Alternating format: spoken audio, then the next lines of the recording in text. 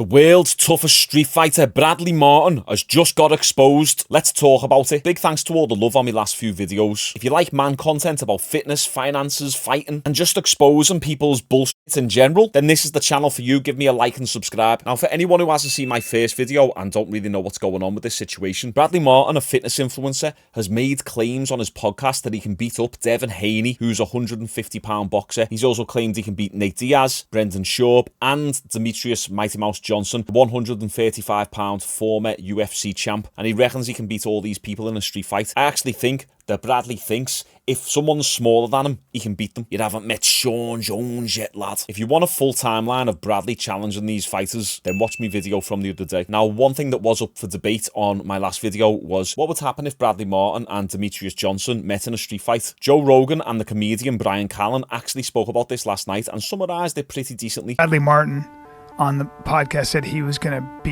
could beat Mighty Mouse, but he doesn't know Mighty Mouse. Mighty Mouse said, I'm going on vacation, but when I get back, I'm down. They're not going to have an MMA fight, they're going to have a jiu-jitsu match. Bradley Martyn has no chance. Is there a time limit? There is not a time limit. Then he has no chance. Is that right? Zero chance. He's going to get his back taken. He's 100% going to get choked out. So we're going to... Bradley is enormous. And Bradley is so fucking strong. He's an athlete too. He's an athlete. Yeah. Yes. No, he's a fucking specimen. Truly, he's a specimen. Truly. Now, if this was in a street fight, the thing about Bradley is he can hit you with the earth.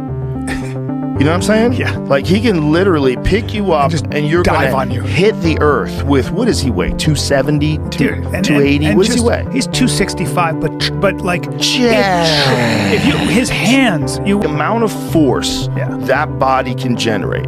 If that guy picks you up and smashes you into the ground, your body will shatter. Yes. Your body will shatter. Yes. If you're a human being, if somehow or another Mighty Mouse fucks up and that guy can pick him up and slam him into the ground, I don't know how much Mighty Mouse is going to be able to physically do to mitigate that. Right. If that guy knows how to pick people up, if he has any wrestling at all, he's so big. Yeah. And Mighty Mouse is, he probably walks around at $150 or $145, and he cuts down to 125. He's so good. I know. But if they just no slamming, if they just do a jiu-jitsu match, Mighty Mouse is going to get him. He's going to get tired. He's going to get him, yeah. He's going to get tired. He's not going to know the positions. Yeah. He's going to get trapped. That's what jiu-jitsu is. Yeah. That's what grappling is on that level. It will be wild to see. Yeah. So it looks like Mighty Mouse has agreed to the grappling match. I can't wait to see that. And I do agree with Joe. I think that Bradley will get demolished in a Brazilian Jiu-Jitsu match. It might take a little bit of time for Mighty Mouse to overcome the strength aspect,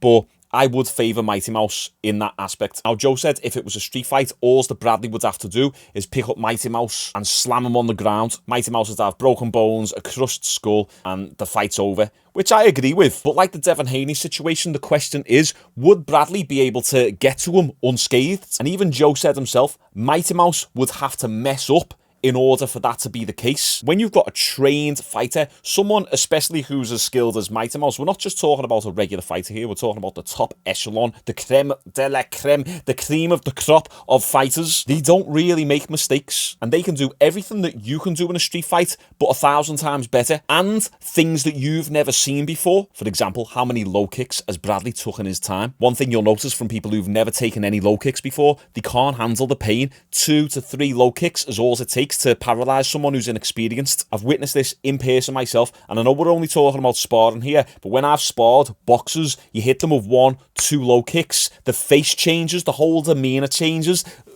all the fight and the heart and the grit is taken out of them. How about an oblique kick to the kneecap, or a Robert Whittaker style side kick to the knee? Snap that ACL and MCL. Hey, we're talking about a street fight here. No rules. So try and charge me, Bradley. Whatza? Bye-bye ACL. Whatza? Bye-bye MCL. I'm just having a little joke about it, but you get me point. And just to reiterate the point, we're not talking about a juice bomb fighting someone who's mildly inexperienced. We're talking about one of the greatest of all time, Mighty Mouse, who's a wizard at distance management. He has crazy speed, and because he's smaller, he knows how to deal with bigger bodies because that's all he comes up against. Whether he's training or in real fights, he is always the undersized guy, so he is used to fighting bigger people. So Mighty Mouse could win in a street fight, but as Joe says, would Bradley be able to get to him in time? Who do you think would win in both a street fight and a BJJ match?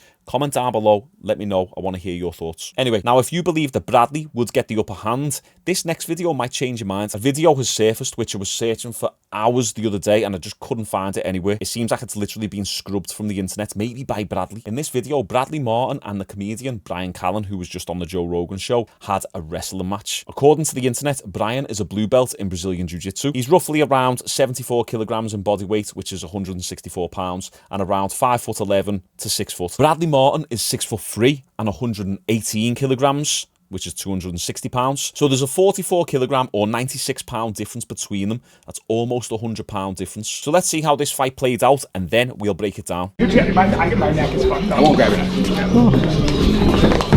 Oh, okay.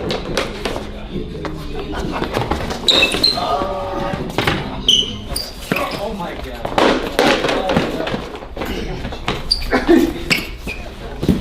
Oh. Hang in there, Brian. Oh, yes. Oh, no. Dude, that's gonna rush my neck. Right, now obviously Brian tapped in the end, but let's break down what actually happened here. Anyone educated in fighting will understand the finer details to this clip. First, Brian says, "Don't touch me neck," and Bradley immediately goes for his neck. Maybe he's just a dummy and didn't realise. Or, what I think is, Bradley doesn't really know what he's doing. All he knows is how to use his strength and size. The moment he faces any light resistance, he goes full force. He goes 100%. Look at how serious Bradley's face is. He always does this. Look at any clip of him grappling. He's always serious. He's like... And when you look at the more experienced person, they're always relaxed, having a laugh. But you can see in Brad's face, this means everything to him. Everything is resting on this wrestling match right now. His ego can't have a smaller man get the better of him in any position. I've grappled many experienced people my size, smaller and bigger, in situations like this where it's out in public.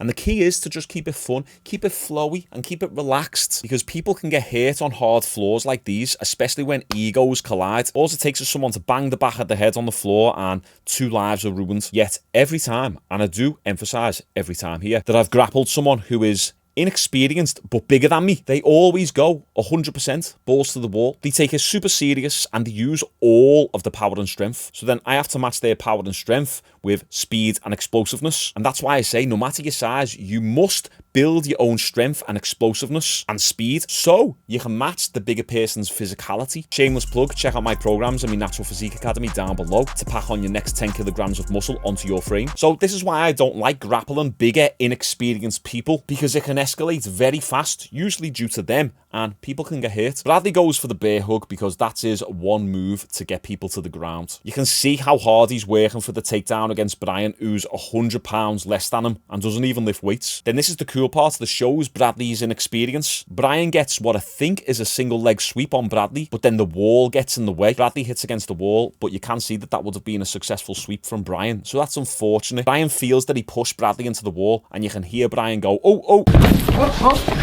Like as if to say, oh, I'm sorry about that, didn't know the wall was there. Now, when moments like that happen, usually what you do is you let up. You give away a little bit of resistance because an unknown variable has came into the situation, i.e. Bradley hitting into the wall. So Brian was probably expecting a little bit of a reset there, or just for a little bit of the intensity to let up. But no, Bradley stays on him. Bradley's gotta finish this match. But despite this, Brian then gets him with a double butterfly sweep again, which is really, really good. But before Brian can get up to his feet, Bradley pretty much just uses all his strength to push forward and fall onto Brian. Then as they fall onto the floor, Bradley grabs Brian's neck once again, despite Brian saying, "Don't grab me neck" earlier. And then unfortunately, Brian has to tap. So he wasn't really submitted, he tapped because he had a sore neck, and Bradley would not let go of his neck the entire time. As I said in the last video, I'm actually a fan of Bradley. I've always liked his content. I like what he's done. He's a gym owner. I'm a gym owner as well. He's an entrepreneur. He's a hustler. So I resonate with that and I like him for that. But he's got so much of an ego, especially in grappling exchanges like these. When someone tells you, "I've injured my arm," you stay away from the arm. The number one rule is don't go too hard and leave the arm alone. And usually if you accidentally touch the arm or rag it in a bad way, then you'd consciously recognize that and be like, "Oh, sorry, I didn't realize. Oh, sorry, I pulled your arm. Sorry, I forgot." That's what you'd be like, because you've just been told 10 seconds earlier, "Don't touch my arm." But Bradley completely ignores what Brian said about his neck, because Bradley needs to win so bad, and Brian is putting up more of a resistance than Bradley anticipated. Regardless, this exchange tells us a lot about Bradley. If that wall wasn't in the way and Brian had a little bit more strength and technique, he would have swept Bradley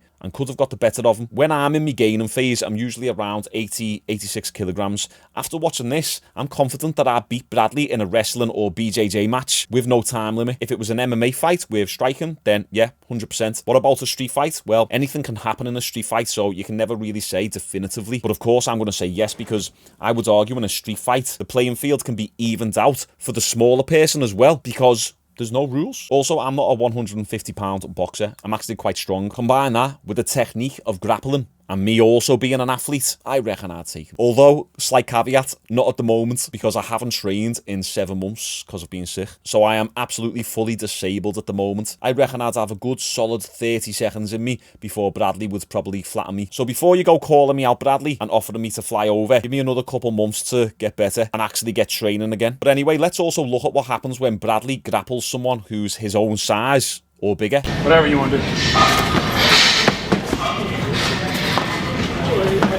Okay. Okay, fair enough. I just walked out to this. What's going on? Swing. Not Bradley. Let me tell you. Oh my. Oh, there we go. There you go. Ah, okay. Tap it out. Tap it out. Tap it out. Whoa. Tap it out. Tap it out. There you go. Oh. I got rocked.